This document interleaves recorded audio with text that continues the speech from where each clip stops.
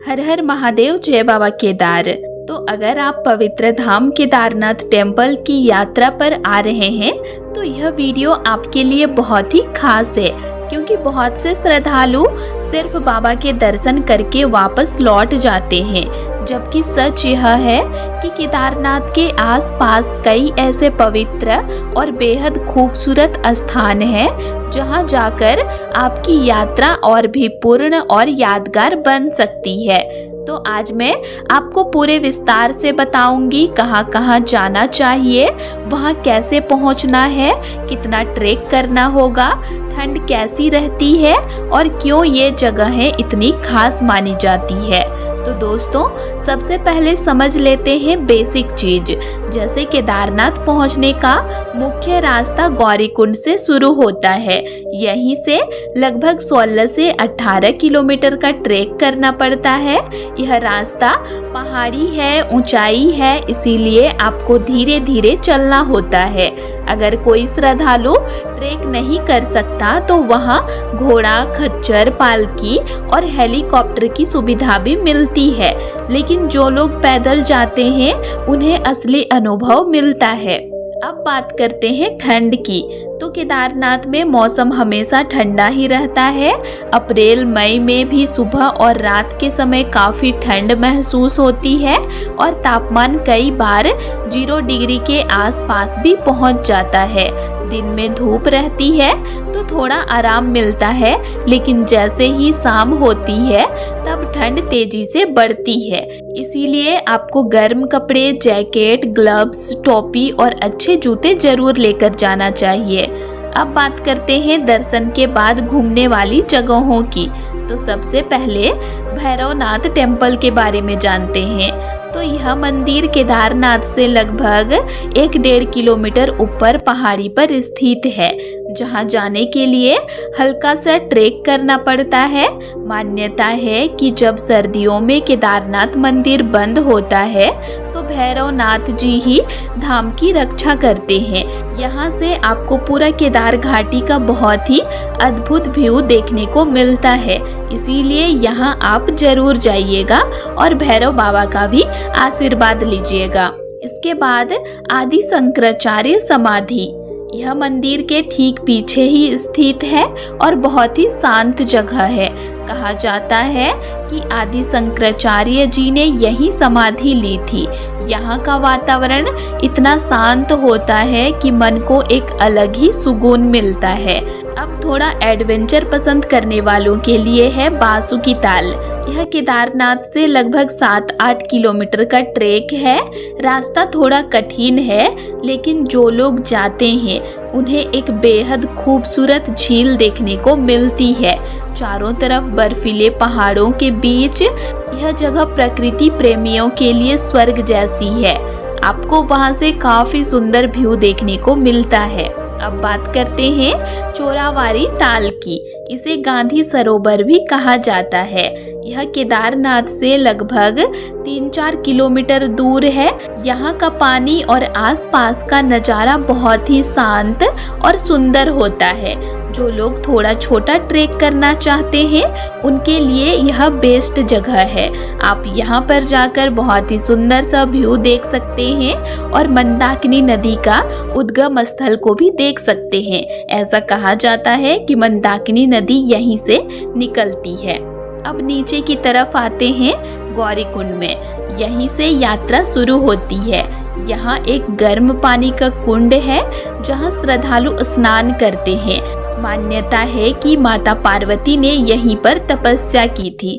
तो आप लोग गौरी कुंड में रुक कर गर्म पानी के कुंड में स्नान करने के बाद गौरी माता का मंदिर में जाकर उनका दर्शन कर सकते हैं। इसके बाद बहुत खास जगह है त्रियुगी नारायण टेम्पल। यहाँ भगवान शिव और माता पार्वती का विवाह हुआ था। यहाँ आज भी अखंड अग्नि जलती रहती है, जो विवाह के समय से ही जल रही है। यह जगह बहुत ही पवित्र और खास मानी जाती है। आपको यहाँ तक पहुँचने के लिए सोनप्रयाग से गाड़ियाँ मिल जाएगी, आप लोग आराम से पहुँच सकते हैं। अब अगर आप और घूमना चाहते हैं तो गुप्तकाशी यह एक प्रमुख ठहरने की जगह है और यहाँ भी प्राचीन मंदिर है। बहुत से श्रद्धालु यहाँ रुक कर यात्रा करते हैं, तो आप यहाँ पर रुक कर भगवान का दर्शन कर सकते हैं। इसके बाद आप ऊखीमठ में भी रुक सकते हैं। सर्दियों में जब केदारनाथ मंदिर बंद रहता है तो बाबा की पूजा यहीं होती है, इसीलिए इसका धार्मिक महत्व बहुत ज़्यादा है। यहीं पर ओमकारेश्वर मंदिर है, जहाँ पर शीतकाल में बाबा 6 महीने के लिए रहते हैं। तो आप लोग ऊखीमठ में ओमकारेश्वर मंदिर जा सकते हैं। और अगर आप प्रकृति प्रेमी हैं तो देवरिया ताल, यह एक बहुत ही सुंदर झील है जहां हिमालय का प्रतिबिंब दिखाई देता है। तो आप लोग देवरिया ताल जा सकते हैं, यहाँ का नज़ारा बहुत ही सुंदर है। इसके बाद आता है चौपता, इसे मिनी स्विट्जरलैंड कहा जाता है। यहाँ की हरियाली, पहाड़ और शांति मन को मोह लेते हैं। तो दोस्तों, केदारनाथ यात्रा सिर्फ दर्शन तक सीमित नहीं है। अगर आप थोड़ा समय निकालें और इन जगहों को भी घूमें तो आपकी यात्रा आध्यात्मिक के साथ साथ प्रकृति अनुभव से भी भर जाएगी। जब आप हिमालय की गोद में बसे इन पवित्र स्थानों को देखते हैं तो ऐसा लगता है जैसे आप किसी अलग ही दुनिया में आ गए हैं। तो इसीलिए जब भी आप केदारनाथ टेम्पल आए तो इन जगहों को अपनी यात्रा में जरूर शामिल करें। अब दोस्तों, एक और जरूरी बात जो बहुत से श्रद्धालु नहीं जानते, जब आप पवित्र धाम केदारनाथ टेम्पल के दर्शन कर लेते हैं तो तुरंत नीचे उतरने की बजाय अगर आप थोड़ा समय निकालते हैं तो आपको इस पूरी यात्रा का असली आनंद मिलता है। क्योंकि केदारनाथ सिर्फ एक मंदिर नहीं है, बल्कि चारों तरफ फैली हुई हिमालय की वादियाँ, बर्फ से ढके पहाड़, बहती हुई मंदाकिनी नदी और शांत वातावरण, यह सब मिलकर इस जगह को खास बनाते हैं। अब बात करते हैं एक प्रैक्टिकल चीज की।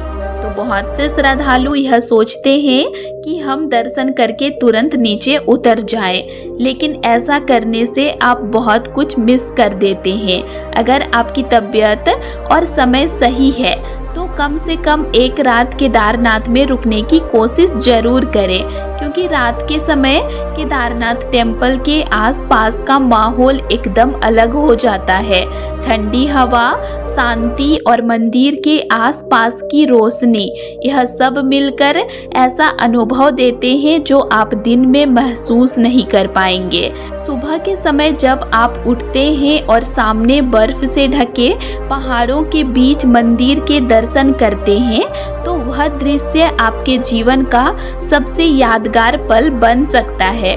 अब एक और जरूरी बात, जब आप ऊपर इन जगहों जैसे भैरवनाथ टेम्पल या चोरावारी ताल जाते हैं तो वहां जाने से पहले अपनी एनर्जी का ध्यान जरूर रखें।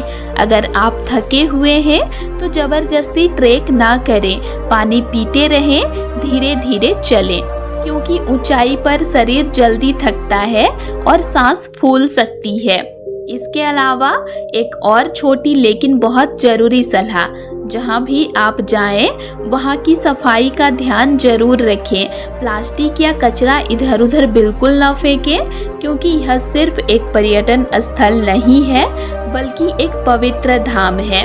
और दोस्तों, जब आप गौरीकुंड से ऊपर की ओर ट्रेक शुरू करते हैं तो रास्ते में भी कई छोटे छोटे सुंदर दृश्य मिलते हैं। कहीं झरने, कहीं बर्फ के टुकड़े, कहीं पहाड़ों के बीच से गुजरता रास्ता।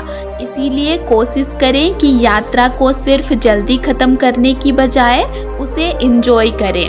अब दोस्तों, एक और बहुत ज़रूरी बात जो मैं अभी सभी श्रद्धालुओं से कहना चाहूँगी, जब आप पवित्र धाम केदारनाथ टेम्पल की यात्रा पर जाएं तो सिर्फ घूमने के नज़रिए से नहीं बल्कि श्रद्धा और धैर्य के साथ जाएं।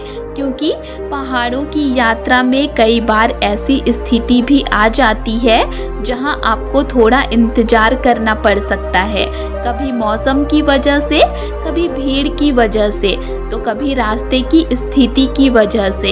ऐसे समय में घबराने या परेशान होने की बजाय शांत रहना और धैर्य रखना बहुत जरूरी होता है। इसके साथ ही एक और महत्वपूर्ण बात, जब आप ऊपर धाम में पहुंचते हैं तो वहां ऑक्सीजन थोड़ी कम होती है, इसीलिए बहुत तेज चलना, दौड़ना या ज़्यादा भागदौड़ करना सही नहीं होता।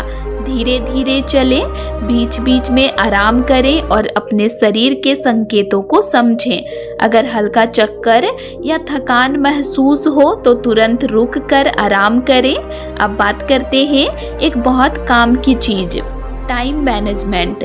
बहुत से श्रद्धालु बिना प्लान के यात्रा शुरू कर देते हैं, जिससे उन्हें बाद में दिक्कत होती है। तो कोशिश करें कि आप सुबह सुबह ही ट्रैक शुरू करें, ताकि दिन की रोशनी में आप आसानी से ऊपर पहुंच सके। दिन के समय आपको रास्ता साफ दिखाई देता है, मदद भी मिलती है और यात्रा ज़्यादा सुरक्षित रहती है।